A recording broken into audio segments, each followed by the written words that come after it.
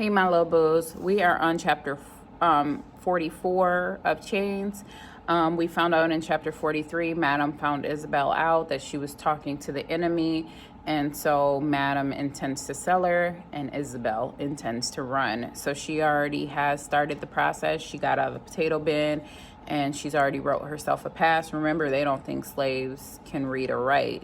That was the law back then. They couldn't read or write because they didn't want them to be able to escape. But since they didn't know Isabel knew how to read and write, she wrote out her own pass. So chapter 44.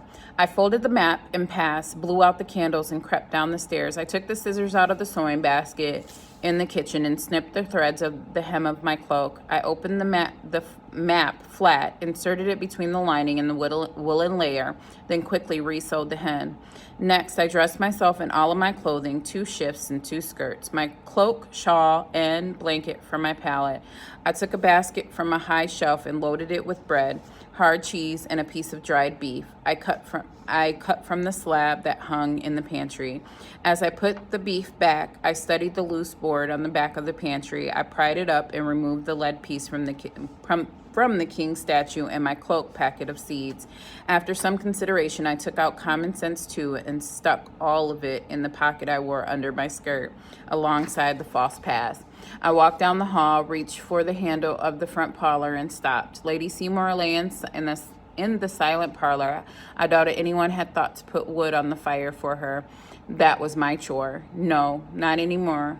I was quit of this place. I reached again for the handle.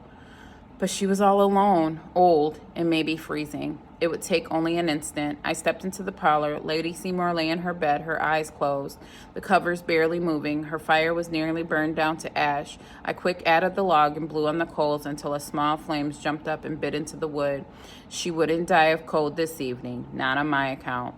I was halfway to the door when I saw her silk reticule hung from the back of a chair. There were coins in that bag, coins that would help a girl set on walking to South Carolina. That was stealing from somebody who had showed me kindness, but she stood by when Ruth was taken. She returned me to Madam, but taking her money was still stealing. 'Twas wrong, but I swallowed hard, opened the bag, and removed the coin purse from the bottom. When I hung it back in the chair, Lady Seymour's eyes were open and following me. The question on her face was plain. "I'm sorry," I said. "She made up her mind to sell me." She nodded once. I built up the fire. "Would you like some water?" She nodded again. I poured a cup of water from the pitcher and held it to her dry lips. She swallowed a little, but the rest spilled down her face. I set down the cup and wiped away the water. "I have to go. Please forgive me." Lady Seymour cut her eyes at her husband's small portrait on the bedside table, then to the coin purse that weighted down my hand. She gave a sharp nod of the head. One side of her mouth turned up in a smile. "I'll put the money back," I said. "Forgive me." She shook her head from side to side, her mouth moving with the trapped words. "I can keep it." Another nod and another pointed stare at her husband. "Because I rescued his picture?" She nodded again and a tear slipped down her cheek. "Well then, ma'am, I'm happy to take it." As I set the coin purse in my pocket, she opened her mouth and a small sound escaped. "Did you say something, Lady Seymour?" I leaned in close, though it scared me, for the smell of death hung over the bed like a fog. Her lips moved again, forming her last words to me, a whisper almost too faint to hear. "Run." I opened the front door of the locked mansion and I looked up the street and down. Not a soul in sight. Ooh, that word "run" just made me have chills. I picked up the basket, tightened the blanket across my shoulder, and stepped over the threshold. I closed the door behind me. I walked down the front steps and turned west. My plan was simple and foolhardy. Steal a rowboat, cross the river to Jersey, and walk to Charleston. I was counting on the commotion of all the Queen's Ball to distract folks. If I could get to the boat in time, the tide would help me pull away from New York. At the first corner, my feet stopped. This was where I turned north most mornings to head up to the Bridewell. I urged my feet west toward the wharf. They did not listen. My memory called up the feel of being locked in the stocks, of my face being burnt, of him watching me from across the courtyard, him watching out for me. 'Twas Curzon who made sure I survived. 'Twas he who had been my steadfast friend since the day they brought me here. I couldn't. It would have been hard enough to sneak past 2 armies and not get stolen again by someone who would tear up my past. And I didn't even have a pass for him. How to explain that? No, I couldn't. I looked west toward the river, then north, then west again. No, I couldn't. I shouldn't, but I had to. I had a debt to pay. Good evening, sir, I said, holding my basket to the huge soldier, Fisher, who opened the door to the bridewell. Fisher grunted and yawned. What's your business here? It's going on midnight. I prayed that the Lord and Mama would forgive the river of lies about to flow from my mouth. Colonel Hawkins sent me, sir, to clean the cells, as you suggested. The guard stepped aside and I followed him. He sat heavily in a chair and drank from the mug on the table. Terrible late to be cleaning. The colonel got wind of a prison inspector arriving. No one told me, he growled. I swallowed hard. Should I flee and give up on this senseless plot? He spat into the fire. But they don't tell me nothing. What's in the basket? Food to keep me alive for a week, I thought. Help yourself, I said. He pawed through it, took out a soft roll, and stuffed half of it in his mouth. Maybe I should ask the colonel. I thought quick as I could. Yes, sir, of course. He's at the Queen's ball. Fisher winced. Best not to disturb that. All right. He stood slow and reached for the key ring and a lantern on the wall. But don't be asking me to help. Cleaning the cells ain't my job. I took the key. Yes, sir. Wheelbarrow's in the hall. Once you filled it, roll it back here, and I'll let you out so you can throw the muck and filth into the pit. Mind your breathing. I turned. Pardon? Prisoner's been dropping dead like flies. Fever.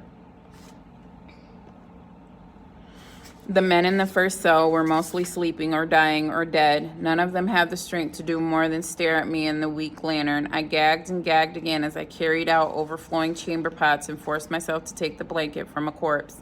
Hurry, I screamed inside. Hurry or it will be too late.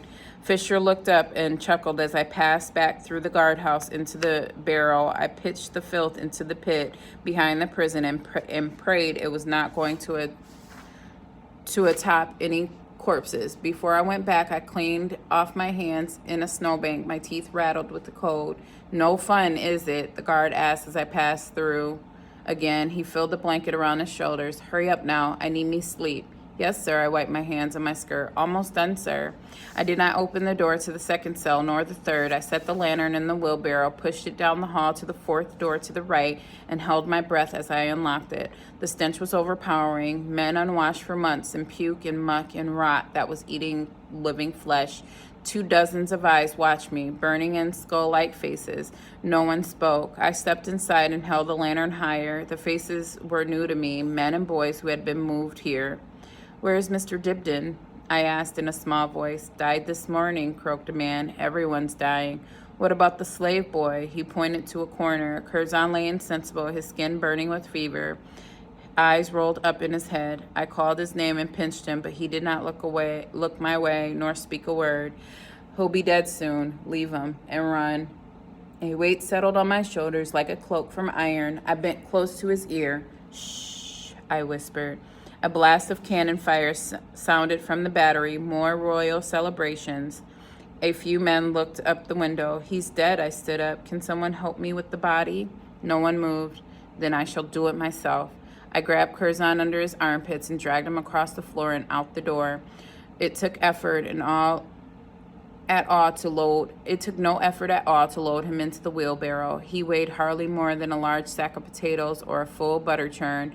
I dashed back into the cell, snatched up his hat out of the shaking hands of a man who was putting it on his own head, grabbed the lantern, and closed and locked the cell door. I could not ponder the fate of the rest of the men. Some things were not to be borne. Before I pushed him down the hall into the guardhouse, I covered Curzon with a filthy blanket I'd stolen from the first cell. You're dead, I hissed to him. No noise. In the guardhouse, Fisher was sitting in his bed, leaning against the wall and snoring. He roused some, and I shut the door to the cells. Got a nasty load here. Might take a bit to bury it. He nodded, already half asleep. As I pushed the wheelbarrow into the night, my legs shook so hard, and I thought sure they'd set the earth to trembling and bring the whole building crashing to the ground. So she just got Curzon out, but I'm not for sure if she can get him out of town. So that was the end of chapter 44. We'll see what happens in chapter 45.